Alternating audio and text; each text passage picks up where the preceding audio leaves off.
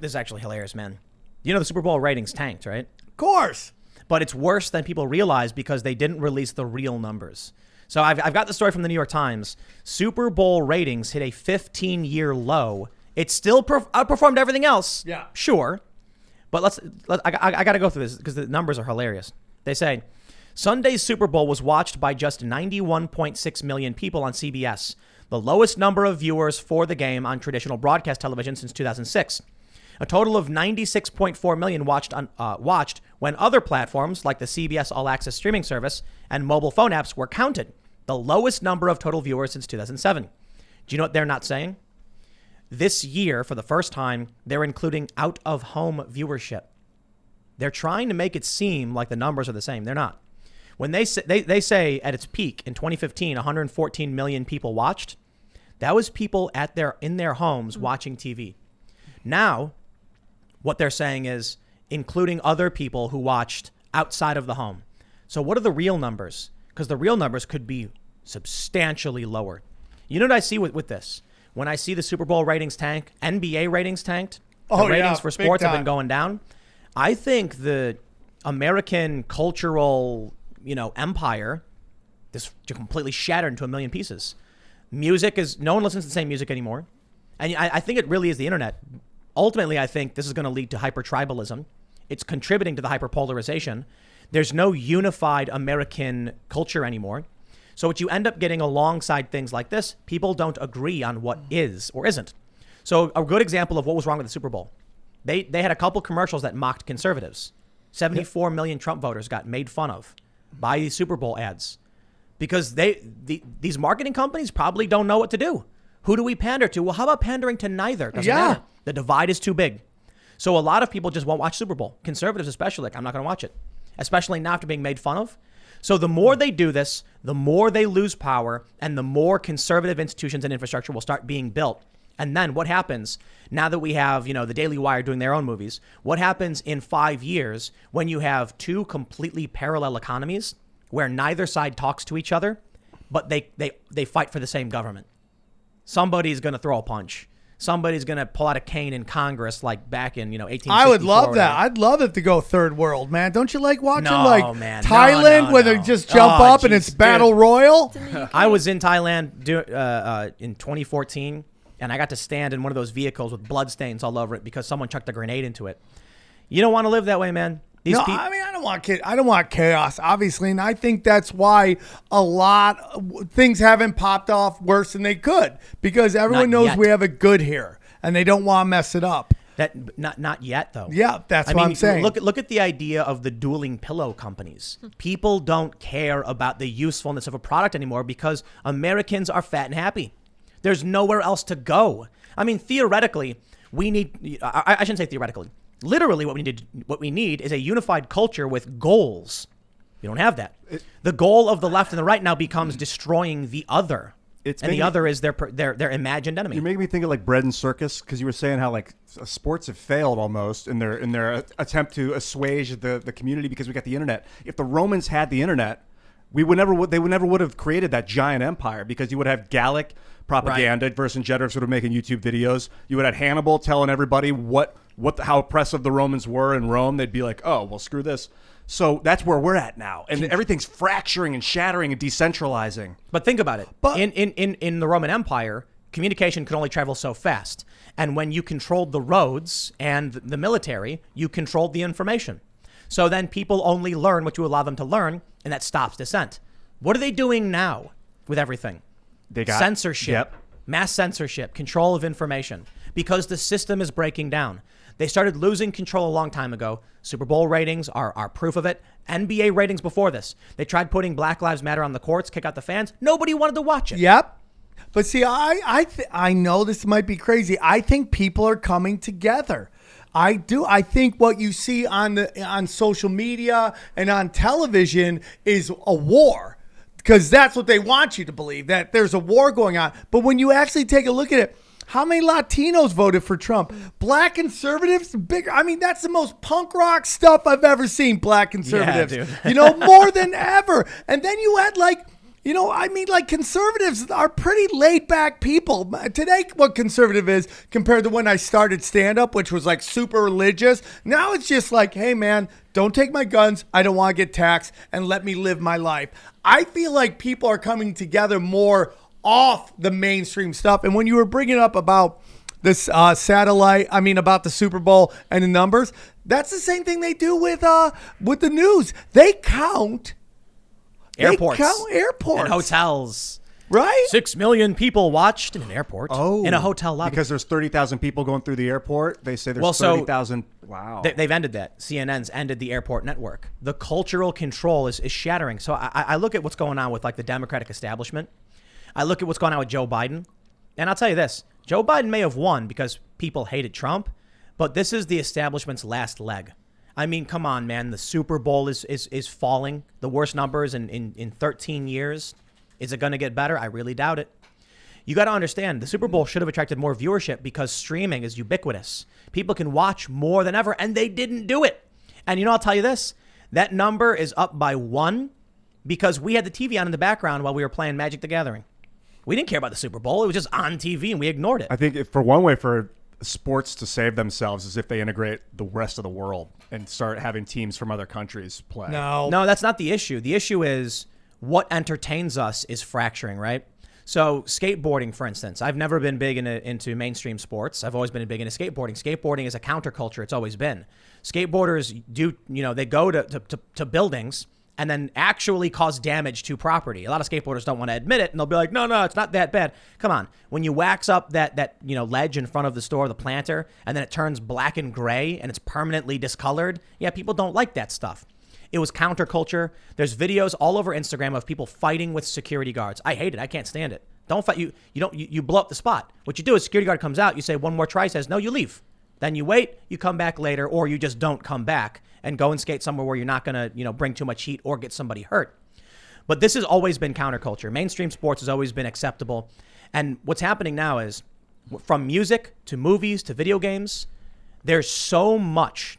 The options are endless that people aren't turning on one network anymore to watch one game. To become relatable, they're trying to find communities close to them. So one of the things I think is happening with the lockdowns is a desperate attempt to get everyone to watch the same news, to watch the same stories, and to think the same thing, because they want everyone to be unified under the same culture at the very least. But right now, facts don't make sense. The Democrats, they're coming out saying Donald Trump incited a riot. And I talked to my friends and they're like, we know he did. Look what he said. And I'm like, that video's fake. The Democrats, they put this video up on impeachment and they edited out what Trump said. They fabricated fake tweets during an impeachment trial. Unbelievable. The Democrats fabricated fake tweets to accuse. The date was wrong on one of them. What? And they added a verified badge to some random account to make it seem like a public figure was saying certain things. Whoa. Fake. And then Trump's defense called it out. The point is, there are people who believe entirely fake things on one side. There are people who believe entirely fake things on the other side. And there are a lot of people, probably the people who watch shows like this, who are mostly kind of on one side, but understand where the lies are coming from and understand what is really going on. What I often say is the fringe faction of conspiracy theorists on the right has no institutional power and is often rejected by mainstream conservatives, the Q stuff. Then you look at the mainstream left, and Russiagate is mainstream. The fringe lunacy fake news on the left is the paramount of their tribe and their culture. On the right, it's not. Regardless of whether or not you want to rag on them, you can call me biased. That's fine. The fact is, there is no bridge. There's no in between anymore. There's that Time magazine article about how the shadow campaign in the cabal. You saw that one? Yeah, Sam? I have my theories. I sent it to a friend, and they said this proves the Democrats were helping save the election and protecting us from Trump's voter fraud. And I'm like, how did you read that? It doesn't matter. It doesn't matter. I know I'm not going to convince these people because they live in a different universe. There's no middle anymore. I am not a staunch conservative. I read that, and they say conspiracy. Conspiracy is negative, and people will just want to defend their tribe. So with the Super Bowl, with the NBA, with these TV shows, the ratings are dropping because people can choose infinitely and communities are no longer unified. So now we're going to see hyper-tribalization. Because of this, we're starting to see people who are more likely to watch the Super Bowl and be Democrat go to the cities. And the people in the cities who are more likely to just want to be independent left alone move out into rural areas, kind of like what we did. And it's making the cities bluer and the rural areas redder. And it's dividing everybody based on culture and geographic location. And history tells us exactly what that leads to. Yeah, I mean, I have a couple opinions on that. One is that do you think they want us unified under? I think they want us all fighting with each other, so we can't be unified. No. They want us fighting over wedge issues, but unified over a set of facts. They want us to agree that, say, Trump is bad, but argue about, say, abortion and taxation. Yeah. But, in a way, it's also not working. I still find it perplexing that in August of last year, TV shows like Tucker Carlson were dominating NBA primetime games, and he was getting way more viewers than professional sports. And that's Tucker Carlson of Fox News of all people. If you would have asked me back in the day when Tucker Carlson was still wearing a bow tie, if this would happen, I wouldn't ever believe you. I would think you would be crazy. But now he's this kind of symbol of anti-establishment. They're trying to take him down. And also, we have to point out, as I talked about, I think in yesterday's show or 2 shows ago, that apps like Signal and Telegram are becoming the most popular apps in the world, and they are far surpassing the number of downloads than Facebook, than Twitter, than YouTube, which shows you that the people are moving towards communication forms that are free, that are decentralized. And again, there's even some questions about that, specifically with Telegram, specifically even with Signal, but that's what they usually represent, and moving to a form where they can't be canceled, and then they could say whatever they want without it being blocked. So we also look at that, it's just like, maybe people are tired of worshiping people. Maybe like now, because like this show and your ability, could you have done this 20 years ago? There was no thing set up like this. So that's why they're banning everybody. They're trying to bring it all back under one roof. They can't do. I mean, it's out. The cat's out of the bag. And like, what's important? Authenticity.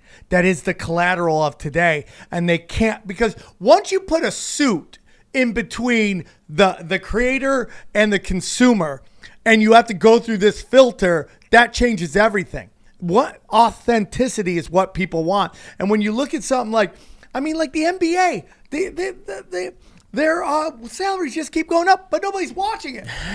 Why is this?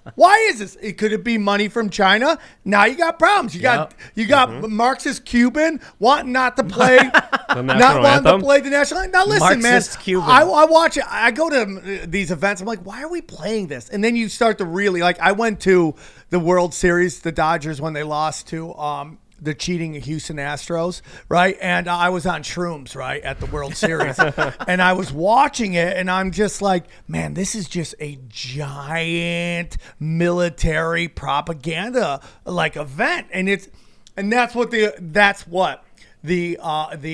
national anthem is. So I'm not really too concerned. But we all know that Mark Cuban wants those Chinese dollars. Well, he wanted to get rid of the national anthem. Yeah, I think look. You can call. I don't think it's fair to say the national anthem is a big propaganda event. I don't. No. I'm saying. Well, I don't know why we play it before the event. Cultural unity.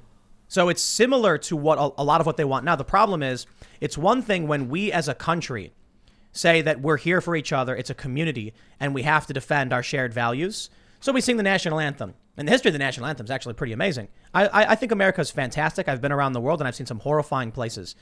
Now, I think the Pledge of Allegiance is kind of creepy. Got to be completely honest. Like pledging allegiance. Never been a big fan of pledging allegiance. America was built on defying the crown. But I understand the national anthem. I understand at big sporting events, we all come together. And here's what I see with these sporting events. When people can sit down and argue over things that are trivial to give an outlet to their anger and their frustrations, that's not necessarily a bad thing. We can talk about bread and circuses, and it can be distracting. That's a bad thing. We want people to have entertainment, an outlet, a release, and something to look forward to. And we want people to be unified in this country. So I can respect that certain idea. The problem is the unity they're trying to bring about is unity with China under this Chinese system, like Luke was saying earlier. That's why Mark Cuban doesn't want the national anthem. He wants to sell the NBA in China. Yeah, that's why the NBA didn't want us supporting Hong Kong. Yep. So if you want to say, hey, I think we should, they're going to do the national anthem. Yeah. But the problem is you can see the erosion in the system. Look, we are not a one world government.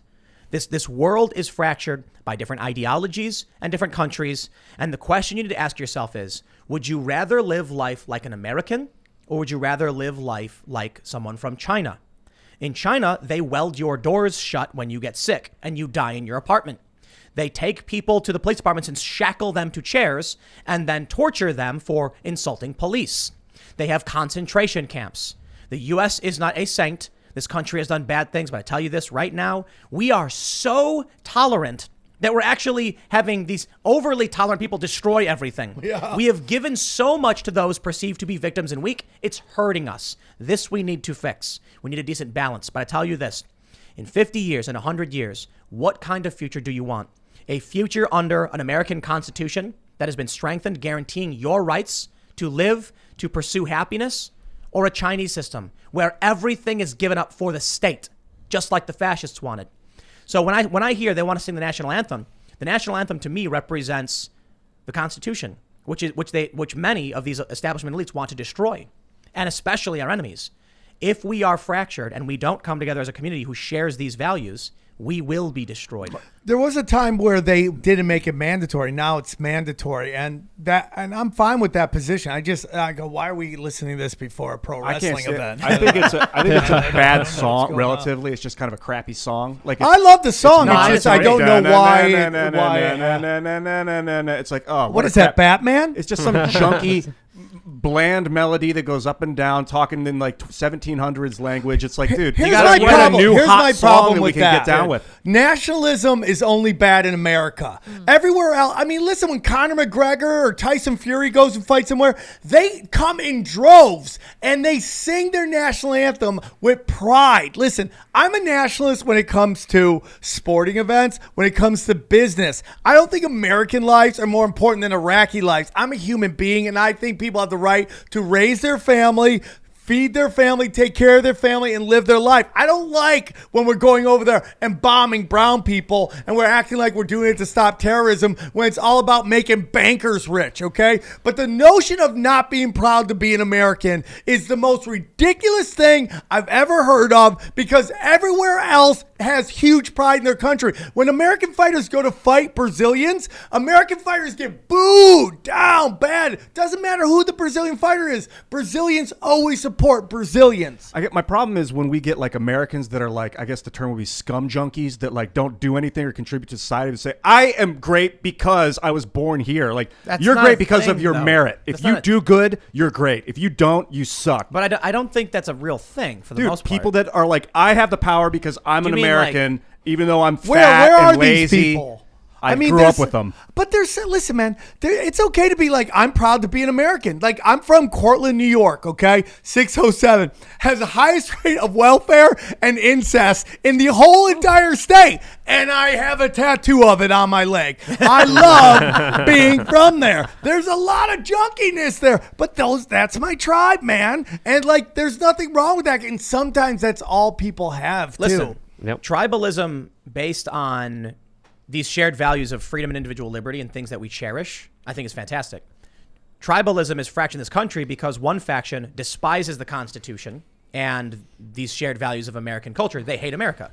I think it's funny because, you know, it's the old trope of like Hannity on, you know, the liberals hate America. And I'm like, well, I don't think the liberals do. I think the far left does. Yes. And I think the establishment Democrats just don't care so long as they can line their pockets with gold. That's the problem. Yeah, if and don't get me wrong. I'm sorry. The Republicans too. If you're And for the most part. nationalism is their enemy, especially with Eastern European countries like Hungary and Poland. I mean, I'm Polish, and I'm very proud of my heritage, my history, my family, my bloodline. No one else could say that they fought off the Russians and the communists and the Nazis and the Germans at the same time, and then still didn't give a damn about it. My family did. It wasn't me. I don't want to take credit for it, but at the same time, that history, that feeling, that understanding of how bad it could get is passed down from family member to family member, and it's a miracle that Poland still exists. It still does, and because of that, we are eternally proud of our country. But that's why there's such a threat against individuals, because multinational corporations can't easily come in and ruin and take over everything like they want to